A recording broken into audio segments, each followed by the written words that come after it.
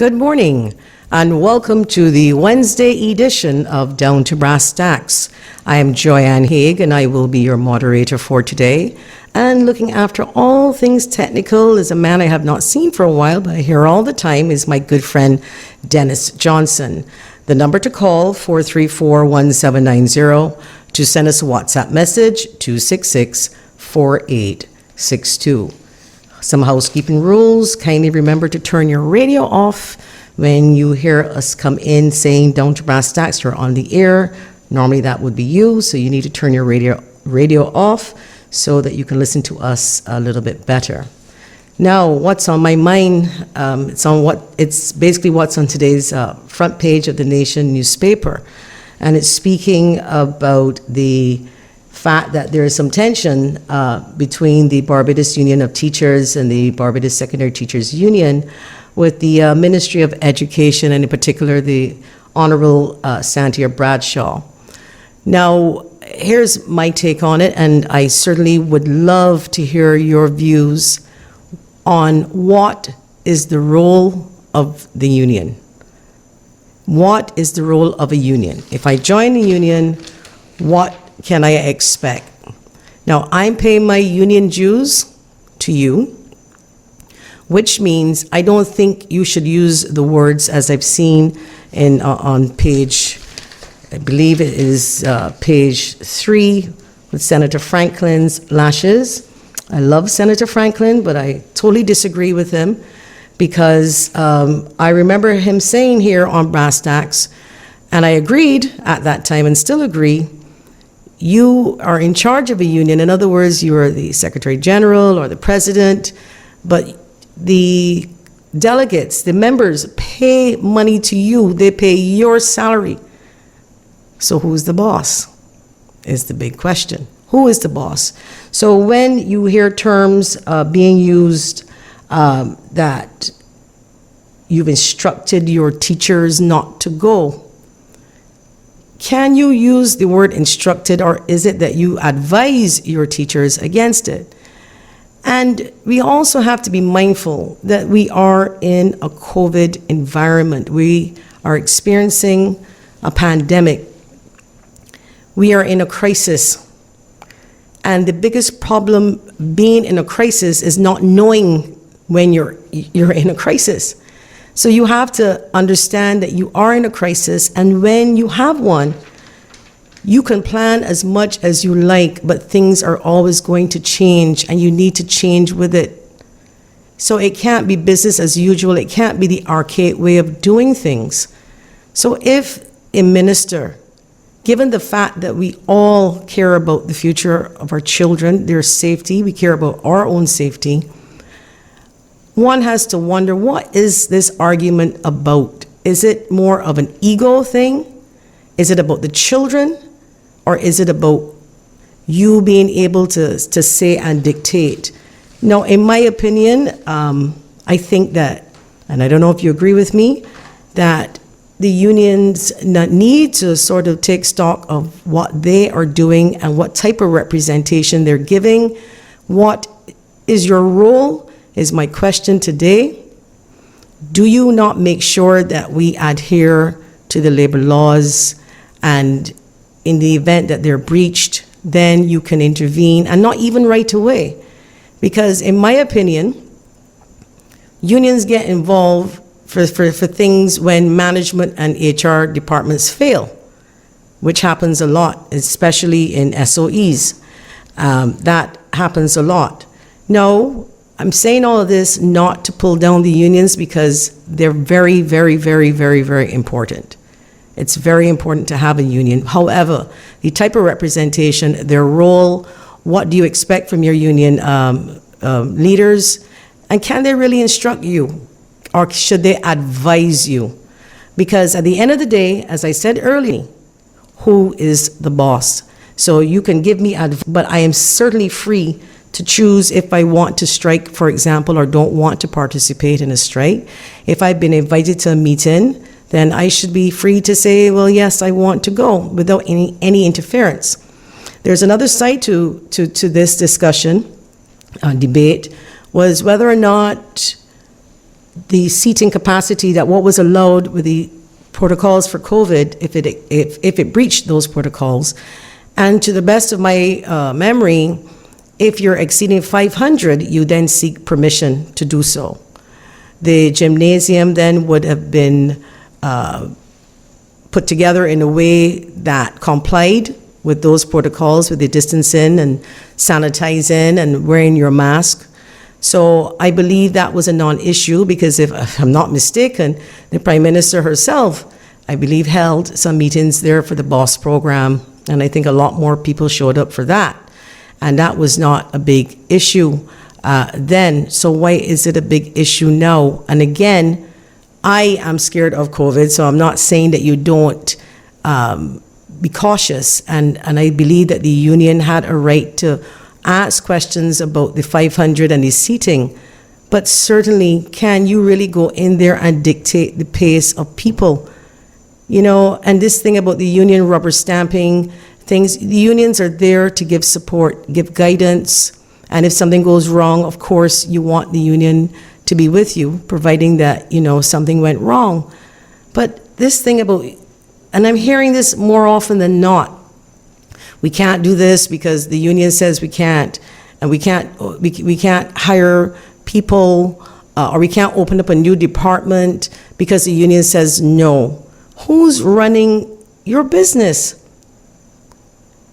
Again, I believe that the union has to work together with these agencies, but as a boss, if I own something and I have my staff and they're involved in the union, and I choose to do things providing I'm following the law, why then do I need permission? Do I need permission, or should I do it as a courtesy to inform them of what I'm doing? And I believe it should be more of informing them what I am doing, as opposed to saying, I need your permission. I think this is getting out of control. I think we need to sit back and ask ourselves, what is the role of the union? So on that note, we're going to take your calls. Down to Brasstacks, you're on the air. Yes, good morning, Miss Haigh. How are you? I'm well. How are you? I am good. This is Mary Redman, BSTU. Thank you for calling. I figured I would hear you today. Yes, and you actually contributed to the increasing numbers of gray hair on my head. I wouldn't want to do that. Do like me. I go visit my hairdresser every 2 weeks to get a little bit of dye. Some of the statements that I have heard you making this morning.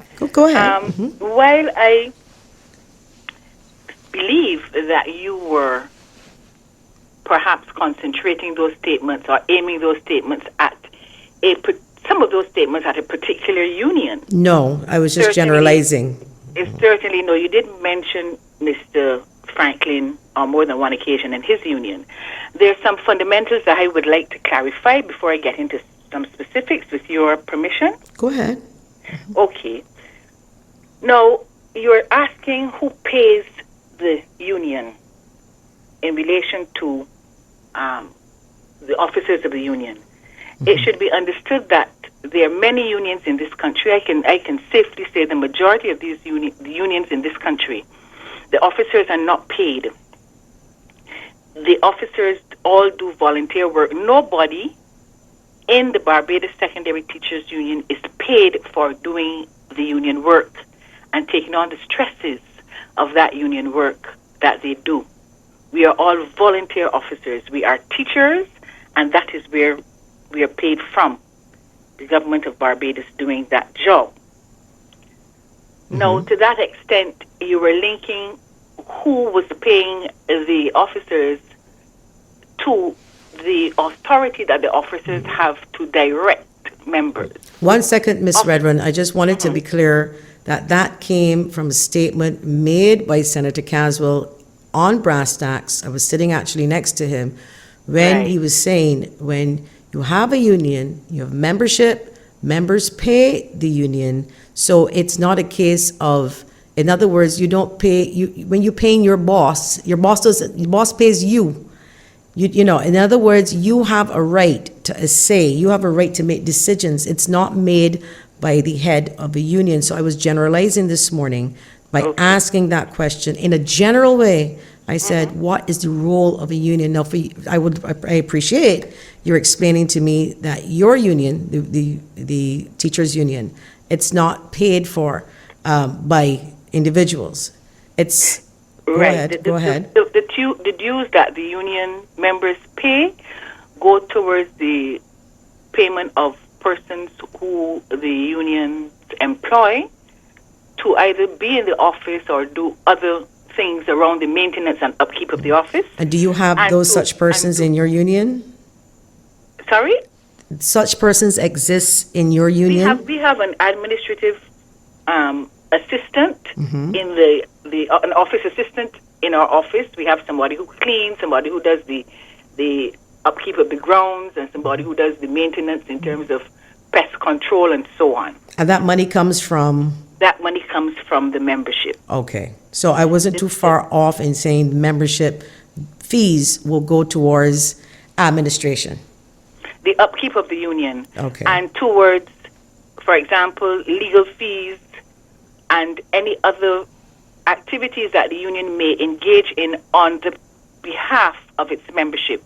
But I just want to clarify, and for persons to understand, to disabuse the minds of persons out there who think that the union officers or all union officers in unions in Barbados are paid by the unions, and that is not so. The majority of unions in Barbados operate on a voluntary basis, and I would like that to be understood.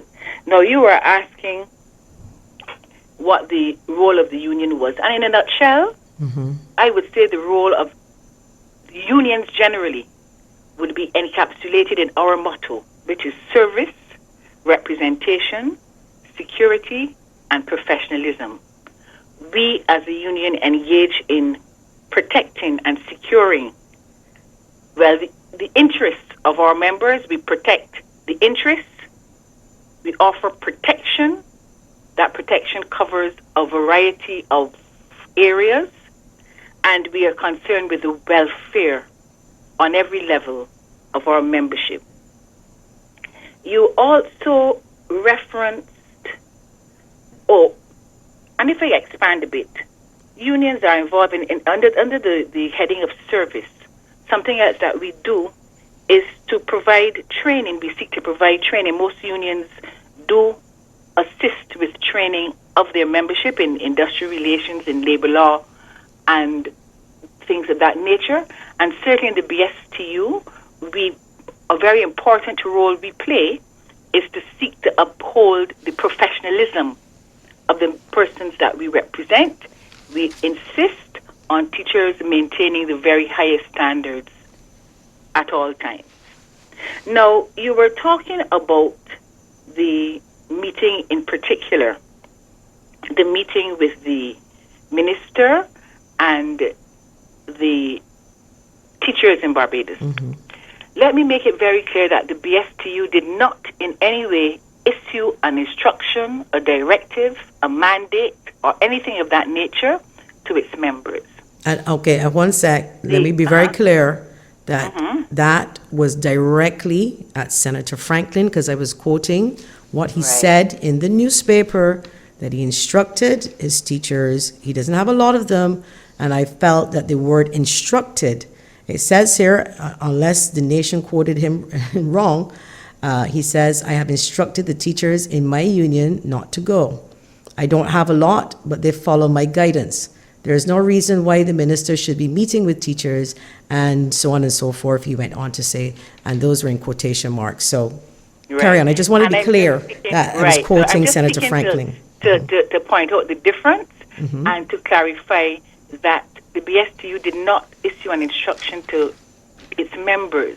We had a meeting on Monday evening of our membership, a Zoom meeting that was very well attended, and having heard the issues in detail and having had the chance to express their opinions on the matter, it was a general consensus taken by the membership at attendance at that meeting that they would not attend the meeting unless the minister could make some provision for them to attend by Zoom. And we wrote to the minister that same evening about 6:30, a letter went off to the minister pointing that out to her. We again expressed our reservations, and those reservations were based on the fact that the plans that we had sat and agreed to, and remember, these plans did not, the organization, the structure of the proposed meetings that was laid out to us, that came from the ministry. Those 10 meetings of 400 people each and so on, all of that came from the ministry. We agreed to what the ministry told us on Wednesday. We then on Thursday, certainly in the BSTU, engaged in an exercise of trying to convince our members to turn up to the meeting. Let me say at that meeting on Wednesday with ministry officials, we also indicated that there was a need to have a Zoom element to the meeting. And we said that based on, number one, we felt that some teachers may not have been comfortable going into even a meeting with 400 people. And we are very aware of the fact that many of our teachers have comorbidities, and they're fearful. And we felt that any meeting that the minister wants to hear from the teacher body at, you should not have a structure that is prejudicial against those unable to attend because of comorbidities, or the fact that they may not have been feeling well that day. And so we asked for a Zoom element to the meeting. The chief indicated that she would seek to address that. The very next day, at minutes to midnight, there was an email dispatched from the chief indicating that the meetings would now be condensed into these two large meetings, one for all primary, one for all secondary schools. Well, of course, the nursery and the special ed schools are much smaller in the staff. That number is much smaller than primary and secondary. You have about 1,400 secondary and about 1,600 primary. Now, that change, just over 24 hours after a meeting where we sat and agreed, came with no explanation, with no prior notification, and so we could not provide any satisfaction, any reason to our members who were very distressed at the thought of having to go into a meeting with, in some cases, potentially almost 2,000 people. Now, I have heard you comment on the fact that there is a provision in place that if you want to go beyond 500 people in a meeting circumstance or a grouping circumstance, that you can write and seek permission. But up to what level, and up to what level beyond 500 is that safe? And if the members decide that they do not feel safe in a meeting with potentially such large numbers in an enclosed environment and with air conditioning, which we know helps to promote the possibility of infection, and they have made the decision based on that, based on the fact that they felt insulted, that the change plans were not communicated to them, or reason for the change was not communicated to them, and that they felt that their union was disrespected in how the whole process was handled. They also issued, or rather stated their concern at the meeting on Monday about the fact that ancillary staff, there was no provision seen for meetings with ancillary staff who we think will be fun. Well, they perform a very important role generally, but their role would even be more fundamental to the importance of maintaining health and well-being in the schools. And it was based on all of those things that the membership of the BSTU, from themselves and among themselves, based on all the foregoing, decided that they would absent themselves from the meeting. That did not come as an instruction from the officers. This is one union in which we maintain that the officers do not constitute the union. And we get direction more times, more often than not, from our membership than from among the executive. And I want to point out, because I heard you speak to the fact of communication among unions. Yes, I wanted to hear how do you do And it outside of a meeting? We have WhatsApp chats with all of our school groups. So we, as a matter of fact, some of BSTU members complained that we provide too much information because between Thursday and Monday, they had received copies of 3 letters that we had written to the ministry in relation to these meetings and what had happened, and 1 press release. And they got also about 3 or 4 voice notes from me during that 4-day interim.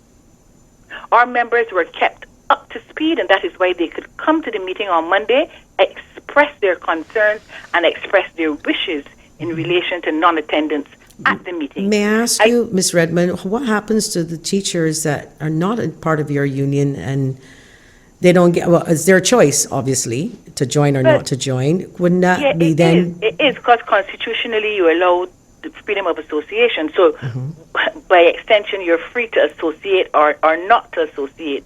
But certainly the teachers all have friends, colleagues who they know may not be members, and they do interact and communicate with one another. And certainly I hear my voice messages sent back to me from all over this country. And I see the letters that I write and copy to my members in the newspapers. So there is no lack of information out there. Our members certainly know. We also email. So there's WhatsApp, there's correspondence, and we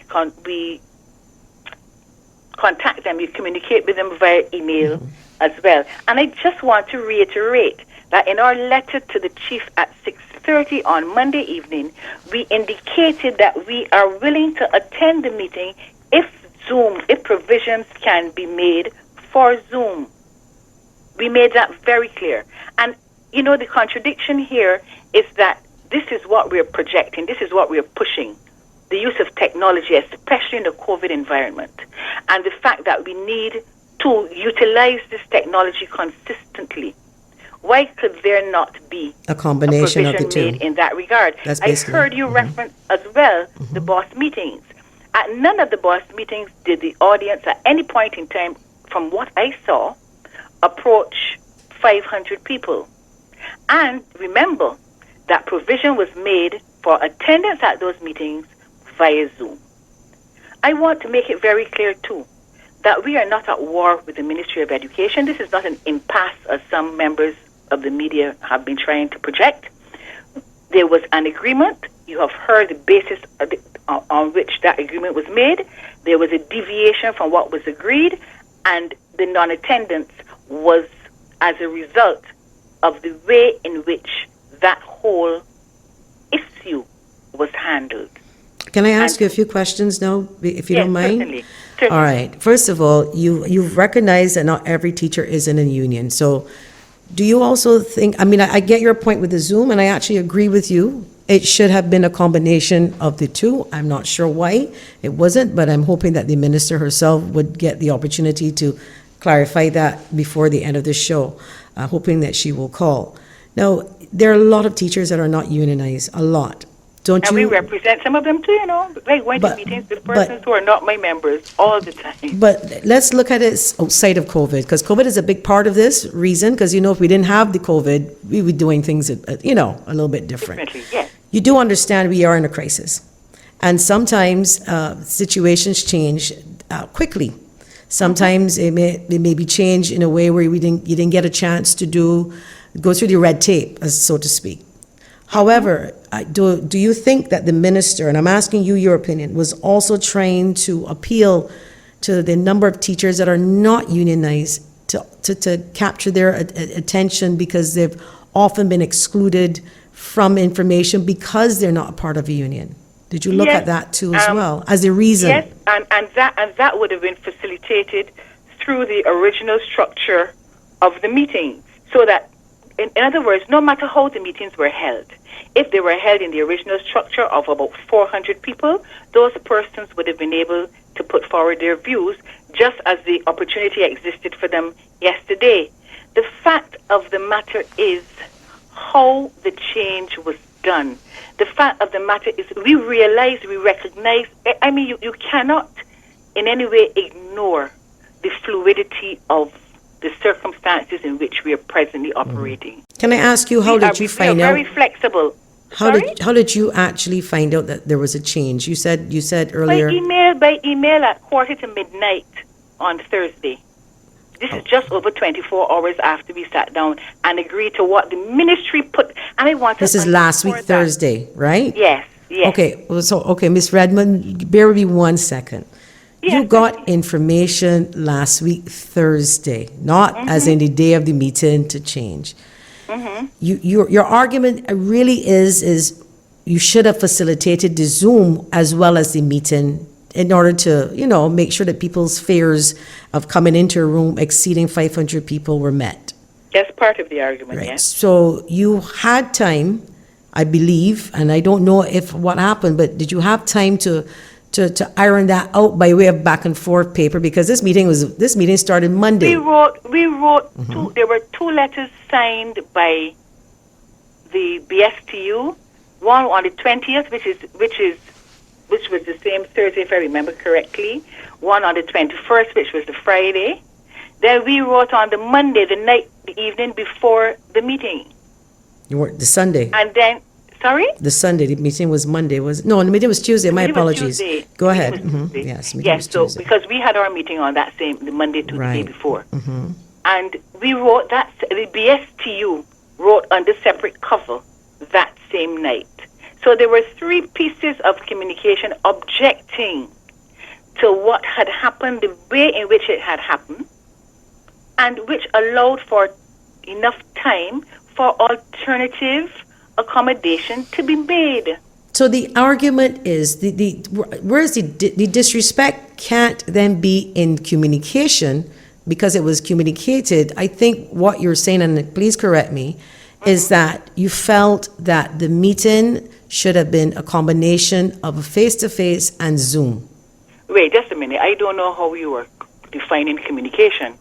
Because if you're linking or restricting communication to written communication, also that is a very narrow definition.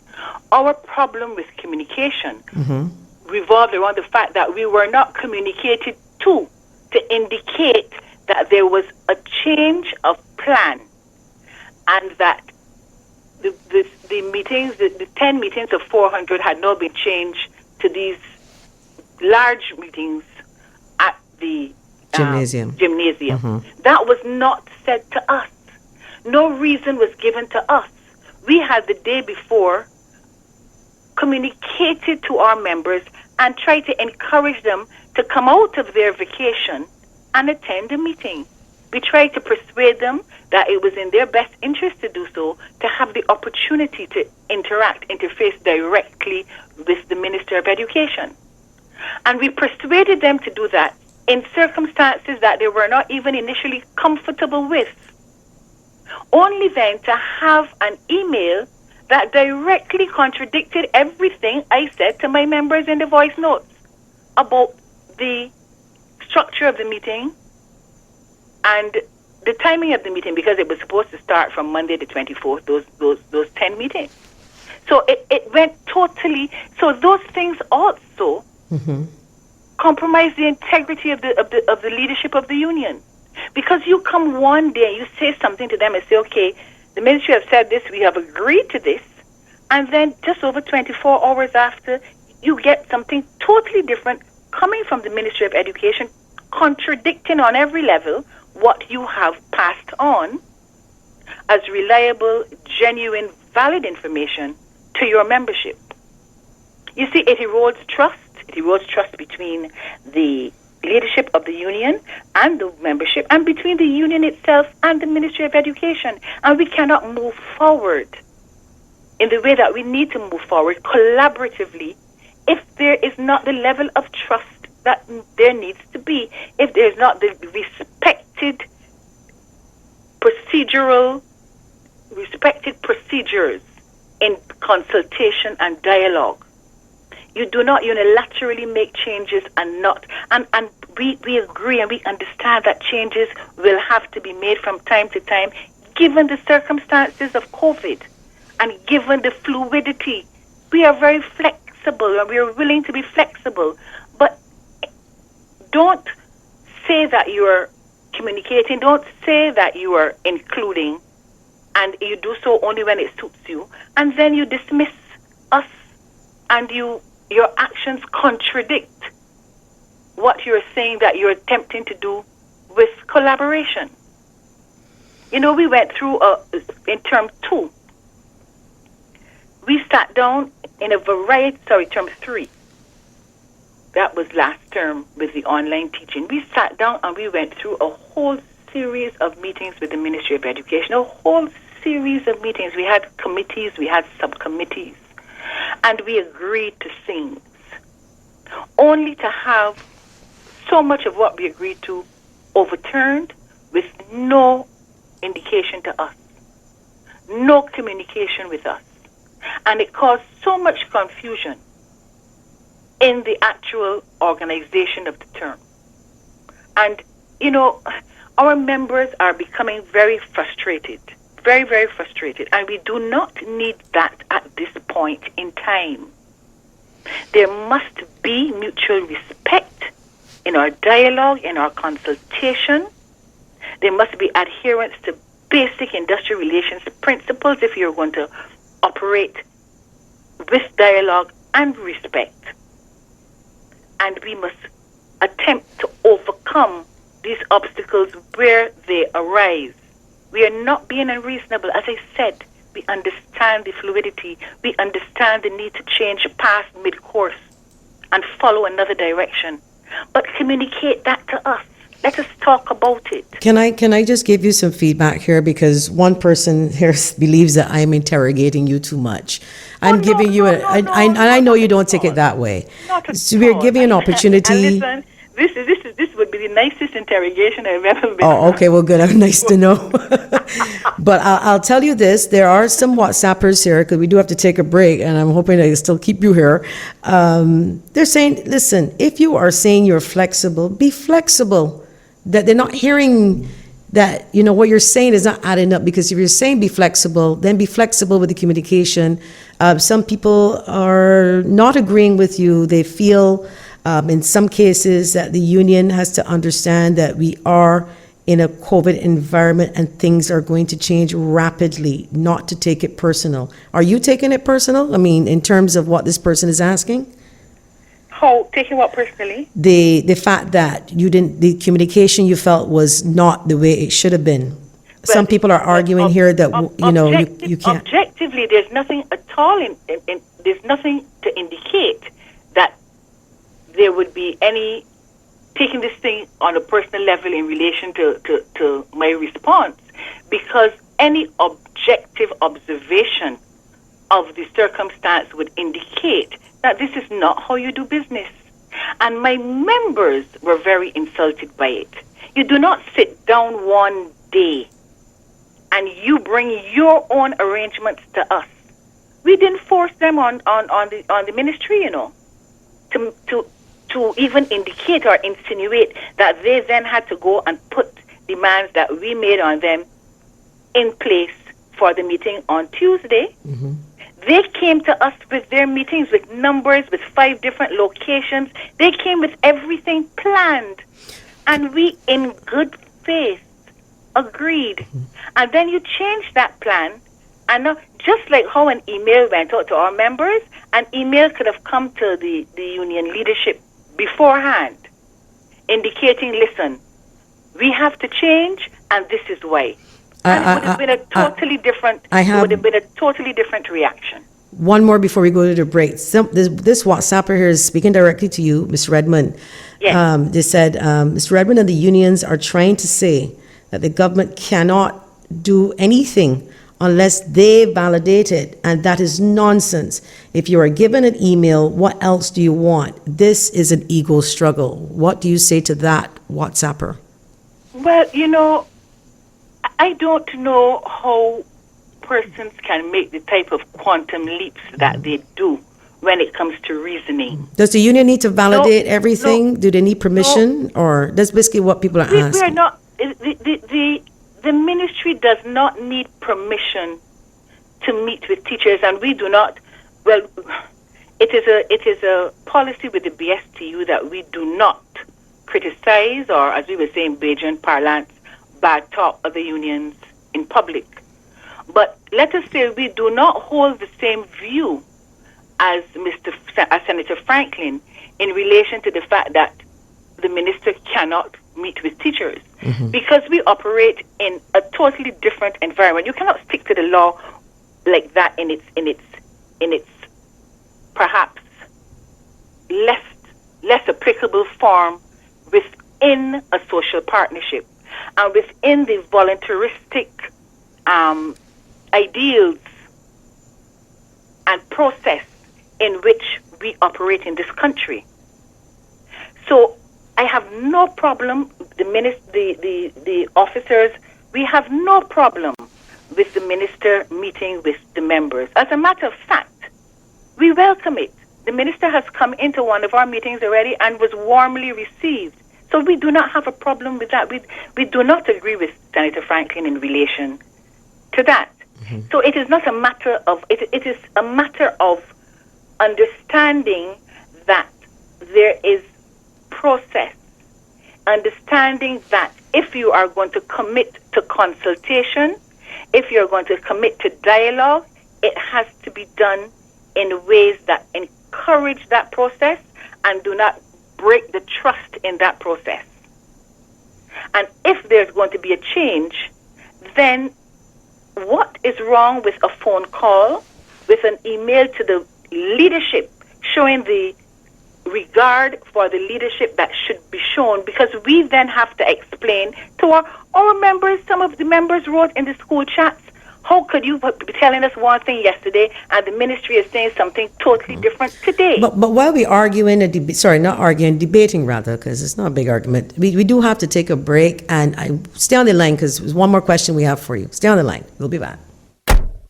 Welcome back. Ms. Redman, are you there? Yes, I just wanted to make sure that people understood that we did not get any prior notification. We heard at the same, when I say we, the union leadership heard at the same time as our members of the change in plans. And I just want to put something out there.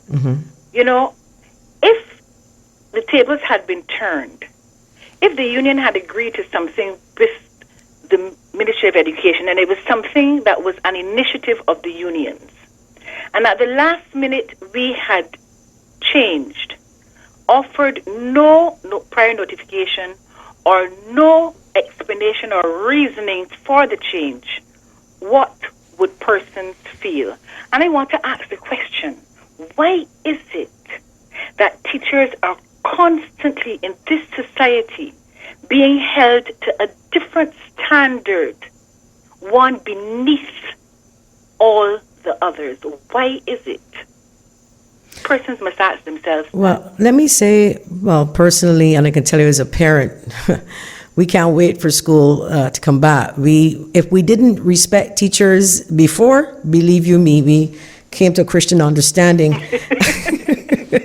The hard way. The hard way. And we certainly do. And I must say, Ms. Redman, and I said it to you before, you're a woman I admire. I do. And the fact that you also have Comamarian blood, but I do admire you. I do. But I want to say this and ask you this question before you go. We're talking about the teachers, and we do have respect for the teachers and their safety and their rights. What about the children in this whole exercise now? I mean, because right now we know we have to put them on the front burner as well. We are not as well. Well, we got to put both the teachers and are always, and this is a mistake that people make. Anytime that this union is attempting to secure betterment in education, it is the children are on the front burner. They are up front in center in all that we do. Because what people sometimes forget is that the teaching conditions in a school are the learning conditions of students. And any time that we attempt to improve teaching conditions. It is to positively effect a change in the learning conditions of students. Now, when we, on the 28th, I just want to put that out there too as well. Since the 20th, I could talk to you all day. The 28th of June, we sent a 5-page letter to the Ministry of Education outlining 6 different possible approaches to the reopening of school. And we did that before school ended, the 28th of June. All of these are centered around making the best possible choices for the teaching, learning environment in the schools. Because every one of these things that we have put forward, given COVID, we realize that there are serious limitations too. We realize that there would be the need to sit down and have a series of meetings with the union. We wrote to this on the 28th of June. The ministry has started that. So everything that we are doing with the interest of students in our hearts and foremost in our minds. And in that document, not only did we outline possible approaches to how school could reopen, but we raised concerns in relation to other areas as well. We raised concerns in relation to public transport and making sure that it is adequate, making sure that in relation to the sanitization that needs to take place, it had to be done more frequently, making sure that to the extent it is possible, you limit the commingling of students with teachers, with adults in the transportation system. All of that we referred to. We talked about the cleaning protocols that had to be in place. The fact that it may have implications then for larger numbers of ancillary staff, because how the cleaning must be done and the frequency with which it must not be done, obviously to maintain a safe environment for students and teachers, that has to be looked at. We talked about canteen services, staggered lunch times, and that is to protect students from one another. Simplified box lunches. Again. And this is discussions, ongoing discussions with the ministry, correct? All of these, yes. Right. And all of these are student-centered. So what I'm hearing is, but we things happen that we may feel like you're disrespected, but I look at life as the intention of anything. And if it's not my intention to disrespect, but you happen to be disrespected, I'm speaking generally, then of course, I would always say, if you felt that way, if you felt I disrespected you, it was not my intention, I certainly apologize. Now, in the interests of the children, the teachers, and which is sad that everything is out in the paper, because to us, the public, it looks like, here we go again, another argument. Why can't we get it right? Who are we? Oh, they're representing ourselves, the children, the teachers, because sometimes it may appear that it isn't. And note I use the word, it may appear. Right? So to us, I think as a mother, we really just want what's best for our children. And we thank you and the teachers for doing as best as you can. But we also thank the ministry for putting things in place, because the responsibility of the minister is truly about policy. And that policy can only come from the voices of many, like yours. So I'm just hoping that this too shall pass, and that we, out of everything negative, something positive comes out of it, and that you get the opportunity, which you did, to explain your position as the leader, the union's position. And I'm hoping that the minister will get a similar opportunity to put her take on it, and let us move forward, recognizing that we're still in a pandemic and things are going to happen. I don't even think this is the last time, not necessarily for you, but things are going to happen, changes are going to happen overnight. Sometimes we're going to feel like, no, that's not the way you should do it. But hey, we're in COVID, a lot of things that are happening, we're still questioning. We're still navigating the waters here. Would you agree with that? Oh, yes. And let me first of all thank you for allowing me to come onto the program and to be heard in terms of the union's perspective. I want to underscore that there's no impasse whatsoever between the BSTU, and when we have an impasse, you all know. There is no impasse between the BSTU. You'll be on the streets, right? You would know that something's happening, but this is not one. Okay. And the Ministry of Education. We are ready, willing, and able. Good. I think from next week our meetings continue. And we are ready, willing, and able to continue from then at the level that we have been operating. And, you talked about changes, and that changes might facilitate expeditious responses. Now, we are quite aware of that, as I keep saying. But we have open lines of communication.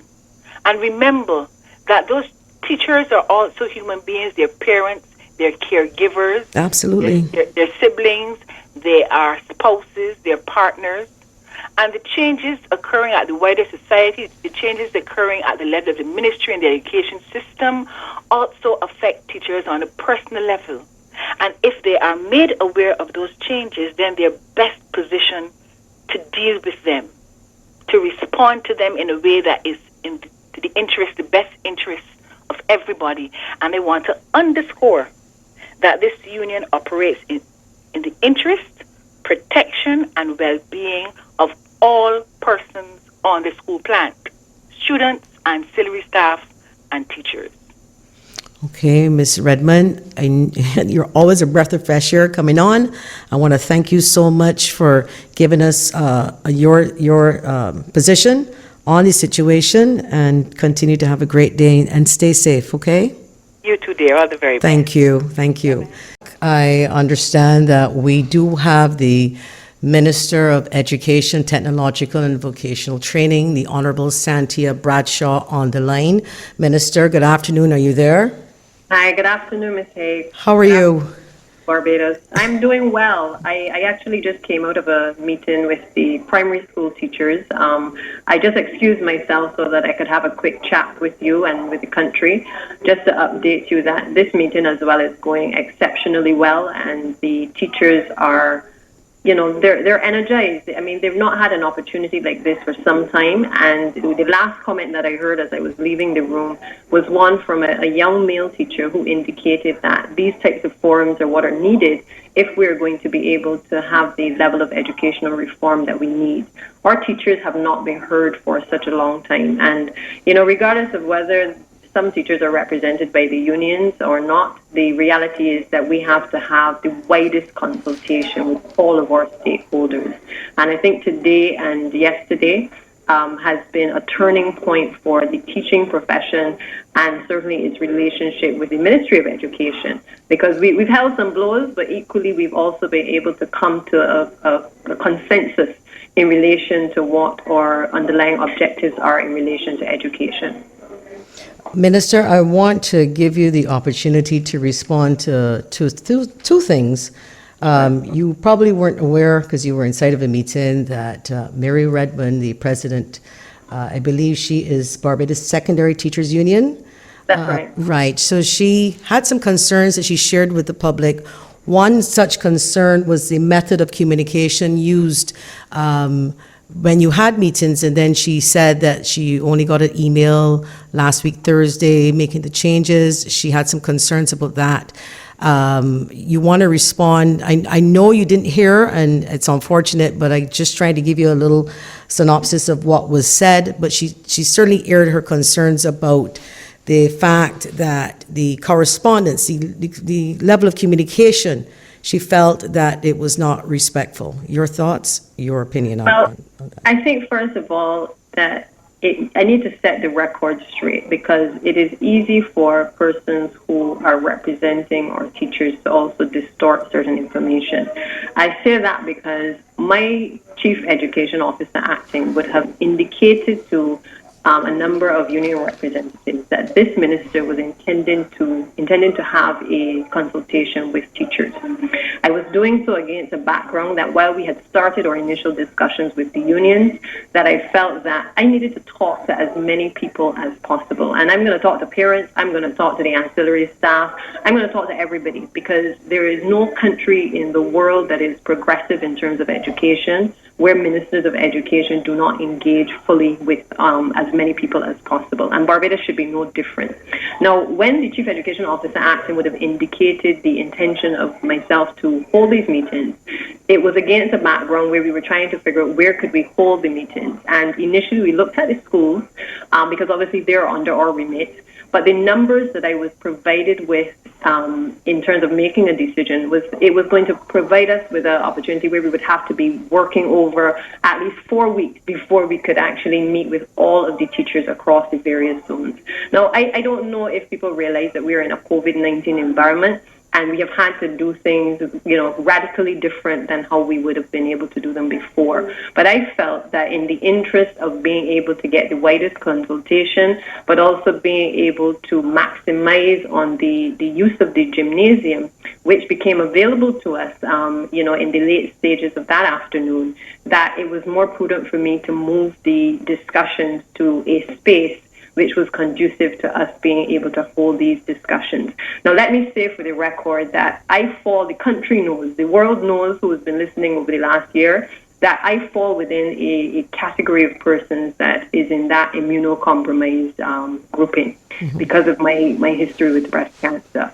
And therefore, I'm not going to do anything, having consulted with the health officials, that would compromise either my health or the health of any of the other teachers in the profession that we're inviting to a meeting. So I want the record to be clear on that. And the health officials are here. They are also part of our discussions, as they were with the unions. And we have proceeded on the basis that no one group or group of persons saying that they represent all teachers can possibly speak for all teachers. Because I know that there are lots of teachers who speak to me that are disillusioned by the wrangling between the ministry and the unions on a regular basis, and feel as though they're not getting the ability to say what they would like to say to me as minister. Therefore, I have a responsibility to everyone, but I have a responsibility to those who are not being heard, to give them the opportunity to be heard. And luckily, there are those who have found it within the break of the vacation to be able to come out today. We have over 400 teachers. And the unions would do well to realize that even when they call annual general meetings, they don't get 400 people in a room.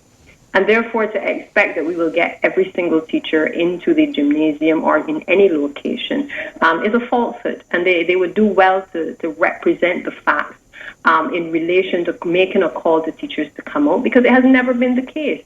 And therefore, I am satisfied that the persons who have come out have genuinely wanted to be heard and wanted to share their concerns about the reopening of school. But we're having wider discussions than just whether a class should be done in a flexible way or within a staggered way. We're having real discussions about issues that the unions would do well to engage us on as well. And I hope that coming out of this, that we can get settled down and that we can get back to dealing with the issues that really are impacting our students and certainly impacting our teachers, and to do so in a meaningful way, that we don't always appear to the public as though we are fighting against each other, because I'm in no fight with anybody. Well, okay. I want to ask you two other questions. One back to Ms. Redman, and another one would be on Senator Caswell Franklin's remarks. Mrs. Redman did indicate that correspondence was sent to the ministry to ask if a combination of face-to-face and Zoom could have been utilized. We had already made arrangements as it relates to the gymnasium and being able to have the teachers in this location. And I want to make it clear that this is not a union meeting. This is not a negotiation with the unions or with the teachers as to how we reopen school. This is the Minister of Education calling for a consultation with its stakeholders, with the people who we engage within the ministry. And I really think it is unfair to teachers who feel as though the public sometimes is not on their side, or that the ministry is not on their side. I think it is really unfair to them to be treated in this way and to be used in this way, as if the Ministry of Education does not want to find accommodation for them, because that is not farther from the truth. The truth. Are you the first minister to do this, ma'am? Most definitely not. And that is what is surprising by the tone and the behavior of the union representatives, because Minister Jones did it in his tenure. He visited with the schools and spoke to teachers. The current Prime Minister did the same thing, and other ministers did it. This is normal. I mean, and even in islands like Dominica, the ministers are meeting with teachers, because we cannot operate as though we can only go through the intermediaries in order to be able to hear from our teachers their concerns. Now, I don't know if you realize, Ms. Haigh, but during this COVID period, our teachers, who are always on the front line, were able to even get a better insight as to what is happening in the households across Barbados. They were able to understand whether children who, in a sense, sometimes were acting out in school, what is it that's happening in their households that is impacting on their ability to learn in the classroom. So they discovered children didn't have electricity. They discovered all of the different challenges that children face in terms of space and overcrowding within the households that normally would not be flagged up in the ordinary course of discussions in the classroom environment. As a consequence of that, as we go back into a September start for term, we have to be in a position to prepare for that. And the only way we're going to be able to better prepare is if we talk to everybody. Because it is not the case where the union representatives can really say that they speak for every single person. They can't. And I have a responsibility to this country to make sure that I talk to as many people as I possibly can. And my discussions will continue with the teachers. I've made a commitment to them that we will speak at least once a term in this type of forum, because this has been a very productive forum. It is one which you will hear both unions indicate that they support. But what they're concerned about is that the minister invited the teachers to the meeting and didn't consult with them or work with them to work out the details. And I believe that the domain of the minister must be such that the minister can invite her staff at any point in time, as other ministers have been able to do. I pray and hope that we can get past this, because there are lots of children out there that are depending on us to put aside differences, whether political differences or differences in terms of which union has more members than the other, to get on with the job at hand and to be able to make the difference in the lives of these children. But I will not stop meeting, because I believe in the process of consultation.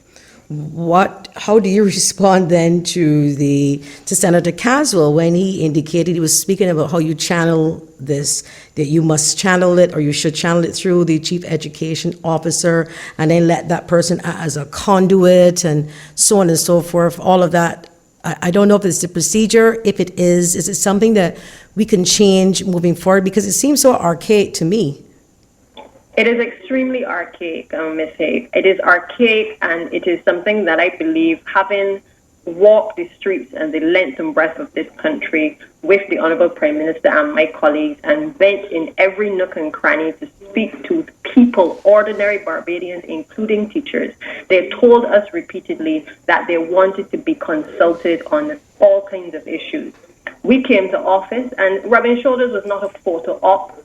Rubbing shoulders gave us the opportunity to shape policy. Now, I can't be minister trying to shape policy or introduce policy, and I don't have the right to be able to engage with the people who are going to help me to implement the policy. And therefore, the approach that is being taken and the comments are unfortunate that are being made by Senator Franklin, because I cannot be held to a position which was perhaps taken out of custom and practice, over 30 or 40 years ago, when the demands of our society today require that we consult. We had an electorate that said there was a prime minister that wasn't talking to the country. There was an electorate that said they didn't feel that they were being engaged or that they had the opportunity to speak out and to be heard, Ms. Haigh. And I believe that I've come to public life to do things differently. I believe that all of us who are educated understand that we can't do things as normal and expect a different result. we have a responsibility, and I certainly have a responsibility to make sure that I break a number of the things that we have held dear, but which to some extent have outlived their usefulness, because they will not be able to take our country forward. And for this next generation, they understand that this is nonsense, that people are saying. We have to be in a position to consult with people to shape policy.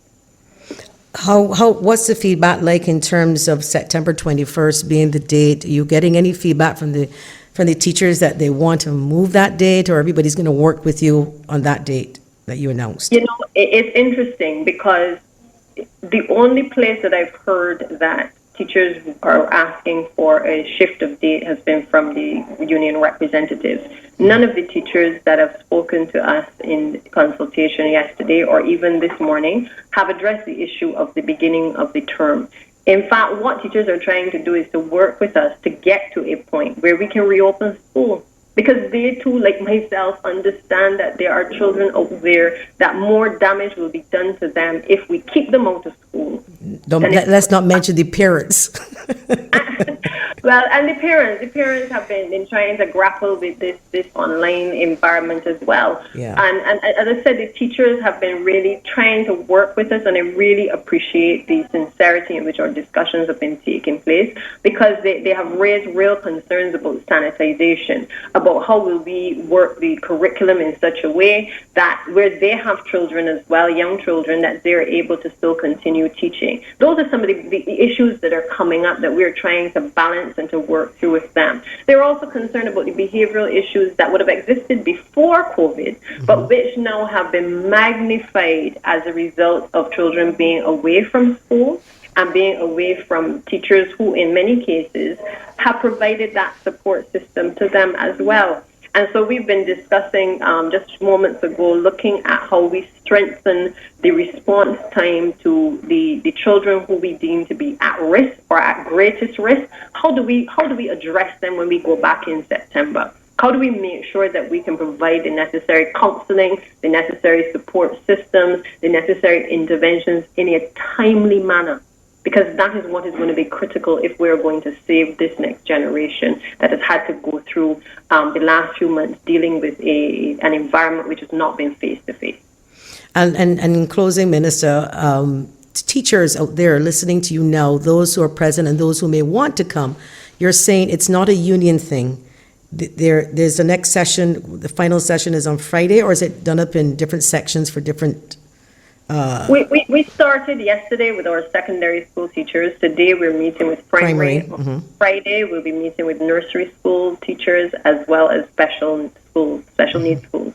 So we're meeting with everyone, and we've also provided an email address for teachers who didn't make it to also be able to share their concerns. So if after we've concluded the discussions at the end of Friday, there's need to be able to consult further, then we will do so.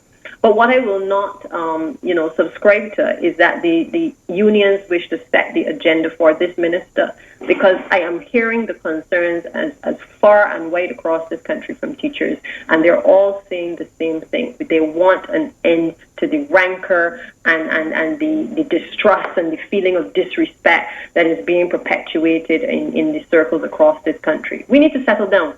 And I am prepared to continue to meet with them. There's no bad blood. I have no issues in terms of continuing our discourse, but I expect that the unions will respect the position taken by the ministry in relation to this matter and understand that we are really trying to get the widest consultation possible. This is not about a numbers game either. It's not about how many come out and how many don't come out. This is about understanding the real issues in the classroom and being able to respond accordingly come September, when all of us are trying to deal with the issues of how to make the best environment for teachers and students as well. Well, I look forward, Minister, to hearing about special needs children, as you know, because I think out of all the categories, if you want to put it that way, the special needs schools will have, it'll be a little bit more challenging, because being a mother, having to ask your child to not hug and to social distance. So I can't even begin to imagine, to wrap my brain around the amount of work that you have to do. And I'm happy to hear that you're getting the support, and I hope you get the continued support, because right now it is about our children as well as our teachers. But we are in a crisis, and in a crisis, things change, and we have to move quickly in order to get things done. And sometimes everything doesn't always, history is never a straight line, so the present can't be, so things have And to that's change. why we've taken the opportunity to include Minister Sutherland as well as Minister Ford, because a lot of the issues that are going to impact us, whether in relation to special needs kids or other kids, is the fact that there are some financial constraints that parents are dealing with, and it is going to impact on the ability of children to learn. We therefore have to have an interministerial approach and an interdisciplinary approach to these issues, because if we fail to do so, then a number of children are obviously going to fall through the cracks. So we are well aware that we have to target different sectors, different age groups, and some of the concerns that were raised yesterday in relation to secondary are equally relevant to primary. But then, as you can appreciate, there will be different concerns, as you just expressed, in relation to our nursery schools, and also in relation to our special needs schools as well. And I think the precedent has already been set by Minister Ford's ministry in relation to the handling of the daycare facilities, which will no doubt help us with the protocols as it relates to nursery schools, as well as dealing with our special needs institutions as well. So overall, I am satisfied that yet again the teachers have responded amidst all of the noise and amidst all of the attempts to distract from the focus of what it is that we have set out on a mission to do. I'm going to continue to consult with our teachers, and I intend to consult with parents. I intend to consult with our students, because it is only then that we're able to put in place a strategic plan to be able to grapple with all of the things that COVID has presented, and perhaps in many ways made us all aware of that we did not, in some cases, know before. Minister, I want to thank you so much for taking some time out, because I know you have to get back to your meeting. And take care, continue to be safe. And I can't read all the WhatsApps, it's blowing up here. A lot of it in support and a lot of questions that people have. Some of them are actually teachers, and I'll see if we can get them forwarded to you as well, so you can maybe address at a later date. Thank you very much. Thank you, Minister. Good afternoon. Mrs. Haigh? Yes, sir. Oh, yes. I'm a secondary school teacher and a member of the BSTU, for full disclosure. I was very disappointed with much of what the minister had to say. Now, why does the ministry meet with union leaders? Well, the answer is obvious. They meet with union leaders because they accept and they appreciate that these officers they meet with represent the members. They represent the union. So it is very disingenuous now to come with a narrative that seeks to undermine and deprecate the quality of that leadership. That's what I'm thinking. The issue, and I don't want to be misrepresented, the issue is not that we are meeting with a minister. I don't think the BSTU has ever said that they did not want to meet with the minister. The issue is that the ministry brought a plan A to the leadership of the union with whom they were meeting. The leadership of the union, it was ventilated, and they agreed with the plan, which was a series of meetings in different zones, 400 teachers at each one. The union agreed to that, and they asked about the online facility. The ministry did not answer that. Now, if, as circumstances might occur, there is a change, there has to be a change from plan A, what would decency dictate? To me, decency is going to dictate that you inform, you have a word with the people with whom you are made agreement with plan A. You say, hey, look, things have come up, or we have to make a slight alteration. You know it's fluid, you know where we are. And you discuss, you get some feedback, and you go and you move forward from that. What you do not do, what I think is improper and disrespectful, is to not say a word to the people with whom you made the agreement for Plan A and go straight minutes to midnight. You're emailing the members of the same union, and they've been told of Plan A by their leaders because there's communication between the leaders and the members. You minutes to midnight, you email them something completely different. On the Thursday. Pardon? On the Thursday, a Yes. couple days before the actual. No. Let me make my point. You want to go down that road, but I'm saying that decency, and I don't think anyone can argue that decency is going to dictate you have a quiet word with the people with whom you made the agreement before you shoot that email. So you get members saying, but what is this I'm hearing now? My union leader told me of Plan A, and now this is Plan Z. Where is this coming from? And I'm saying that is the disrespect. And if you are going to move forward, which is what the union would always want to do with collaboration and cooperation, but the elements that are the bedrock of such an engagement, respectful engagement, is trust, transparency, respect, and proper communication. And I think it was very improper with the modus operandi, the road down which the ministry decided they would march.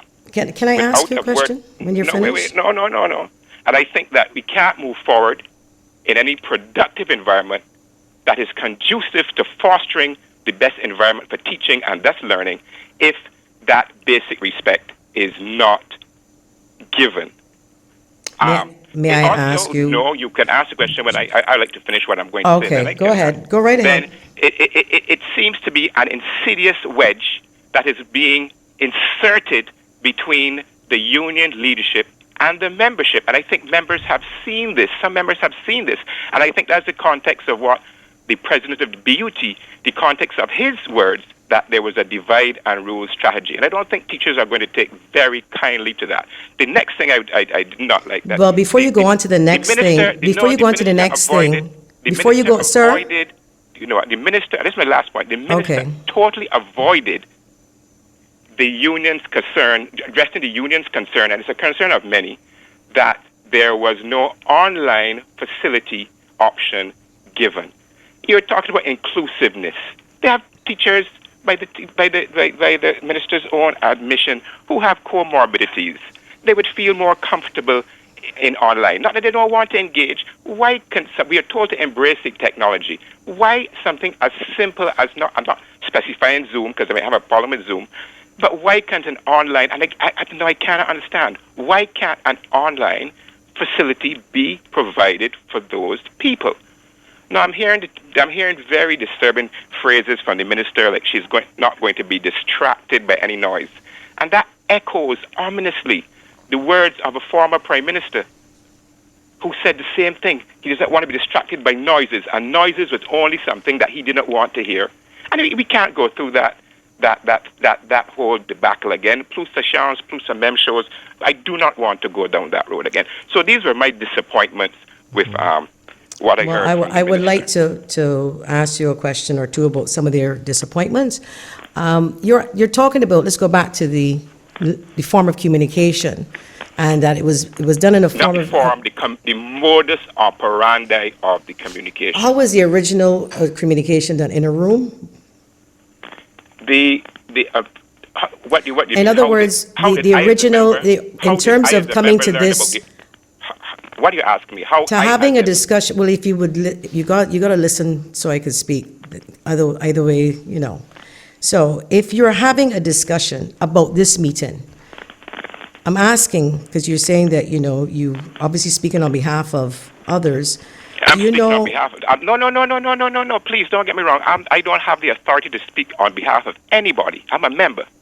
Okay, you're speaking on behalf of yourself. Do you have any information that you could share if the meeting that took place was actually in a room or was it via Zoom, the first meeting, to bring them to this decision that the ministry wanted to meet with the teachers?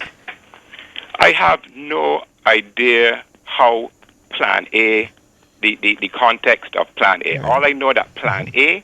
So you don't know if it was emails flying back and forth? I said I did not know the context, I don't know the environment of the proposal of Plan A. Mm-hmm. All I know that Plan A was a proposal of the ministry, and it was supported and agreed to by the union And leadership it was with whom changed. They were meeting, and they were meeting with the union leadership because they recognize that these leaders, officers, represent members. No one is saying different, but what I'm asking you, The minister seems to be saying different when but she's sir, questioning sir, the quality of that please, representation. please, just one sec. I really would love to speak with you. You're making some good points, but I just wanted to ask you if your concern was attached to the fact that if what was agreed was changed on Thursday at midnight via email. I'm trying to figure out what is No. My concern is not that it was changed at midnight. My concern that it was changed sometime between when the agreement with the officials and midnight when we got email, and not a word, not a syllable, not a peep, not a ping or pang was communicated to the people out of a sense of decency, communicated to the people with whom you made the agreement, saying, as I said before, hey, circumstances have risen. We want you to be understanding. This is what we plan to do now. And that is how... Another teacher is here saying that they received two forms of communication. They received two emails, my apologies. BSTU members were informed by WhatsApp. I think there might be others, but I can tell about WhatsApp. That's what I know of. That there's a meeting planned. There's a series of meetings planned. There are 400 in each. There are going to be at least 5 zones. Teachers can meet the minister and engage with the minister, give their recommendations, and have a chance to impact upon the way going forward. And I don't think any teacher was against that. Why would you be against that? I am not one who believes you shouldn't meet with the minister. I don't think that is the reality. Even if it is the letter of the law, that is not how things have been going. But the disrespect that you speak of was, give me a chance to repeat that. That disrespect that you spoke of, the changing of the procedure in terms of what was going to happen, the meeting. That is where I'm asking that Thursday night. Ms. Haigh, let me repeat myself. The disrespect comes not with the change per se, because we recognize that things will come up with which you did not foresee. Understand. The disrespect comes, and we understand you have to be flexible. It's a dynamic situation, right. Unprecedented situation. So you have to allow some flexibility. You can't be rigid. That's how you go the way of the dinosaurs. My point is the disrespect occurred when you knew the circumstances arose. You knew you had to go to Plan Z, and you said not a word to the people, the leadership with whom you made the arrangement, the agreement that you brought for Plan A, with whom you made that agreement hours before. You didn't see it fit or decent or proper to have a word with them to see if they could input on something or even to get their feedback. But this is where I'm confused, because I thought Mrs. Redman said, and please correct me if I'm wrong, that that Thursday night at midnight is when she received the change. That is when at 11:42 is when all members, is when I received as a member, as a teacher, not as a member union, I received as a teacher this email which presented to me a plan which bore little resemblance to the plan. To the original plan. Right. So plan A went to Z-FAST. Which my president told me was to be the way going forward, which was the five or so different meetings in different zones with 400. That is where I think the disrespect came, because you did not even see it fit or decent to call the people with whom you made an agreement. I keep repeating that. You made an agreement with them. Just say a word to them, say a call, but look, circumstances have changed, something has become available, we think this might be a better way to go. I just thought the email said that. That's all I'm asking, because I'm not privileged to the email that went to the 12 hour. The email said that there's a meeting, there's a series of there are meetings for all secondary school students, all secondary school teachers on such and such a day from such and such a time, 2.5 hours. Which if you were serious about really engaging all the secondary school teachers, 2.5 hours would not even be sufficient. But so that is where I think the disrespect came, that you could not say a word. I don't think the union thinks we have to rubber stamp anything, rubber stamp before the union can, before the ministry can do what they do. They have a certain amount of free rein, and they must be allowed to do that. All I'm saying is inform, indicate, alert the leadership with whom you had a agreement with. That's all it takes. All of this thing is so unnecessary. It's basic, what I consider basic decency had prevailed. No, I want to thank you, and sorry if I had to go, because there were some questions people were asking where they didn't understand, so I was just asking you to go over it a little bit. I appreciate that. But and also, so I'm not drilling you, so because I thought you were getting a little frustrated. I think you even had, I think I heard you say that not even you could understand why was there this refusal, or refusal. Why is there this unwillingness to provide an online option? Why?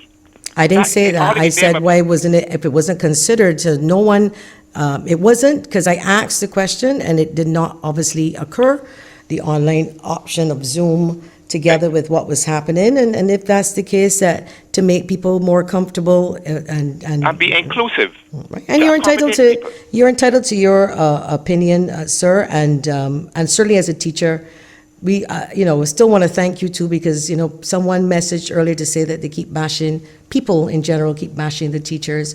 And I don't think you guys understand. That's a national we have a new respect for you. October, Education Month. No, but we do have a lot of respect for our teachers. Most of us do, at least. I can't speak for all, but I do know a lot of people that we sincerely do. We have children, and we can't wait for them to get back out in a safe environment, of course. And then over to you. Ms. Haigh, I will tell you that I think I can't wait. I know I would like a safe environment both for myself, my colleagues, and my students. I think people tend to ignore the fact that teachers, we interact with children. We want the best for the children. There's nothing that thrills a teacher more than to see a child excel. This is, in fact, parents entrust us with their children. Most definitely, right. So those are my concerns. But I still can't understand the unwillingness to provide an online. I'm not specifying Zoom. I'm not understanding the unwillingness to provide that online option. I heard my colleagues at a meeting on Monday, saying they have some have had comorbidities. Some of them had severe challenges, and they might not be feeling well. I might feel under the weather. And they want to engage. Why are you excluding them when you are making the claim that you want to be all-inclusive? Each one matters. Provide a Zoom, provide an online option facility where people can engage with you the way you profess you want them to engage. Okay. Anyway, that's my contribution. I want to thank you, though. Good contribution. Thank you so much. I want to thank my producer, Dennis Johnson. I want to thank all of the callers, all of the WhatsAppers, and to those of you who tuned in to Down to Brasstacks, I want to thank you too. Thank Mary Redman for calling. I want to thank the Minister of Education for calling also, and I hope that we have been a help to you somehow.